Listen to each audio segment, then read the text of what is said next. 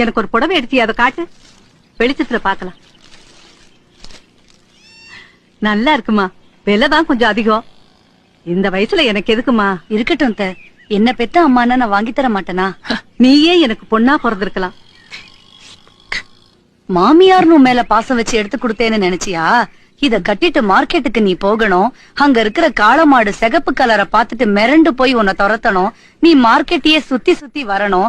அத பாத்து நான் ரசிக்கணும். இவ்வளவு தூரம் வந்துட்டோம், பக்கத்துல இருக்கிற சிவன் கோயில் குளத்துல காலை நினைச்சிட்டு போலாமா? கண்டிப்பா அத்தை, புண்ணிய காரியம் செய்ய கசக்குதான் என்ன?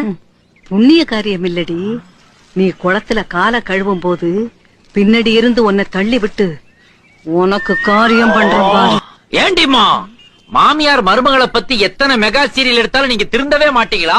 மருமகா மாமியார மாடு முட்டணும்னு நினைக்கிறதும், மாமியார் மருமகளை குளத்துல பிடிச்சு தள்ளி விடணும்னு நினைக்கிறதும் எந்த விதத்துல நியாயம்? நான் மனசுல நினைச்சது உனக்கு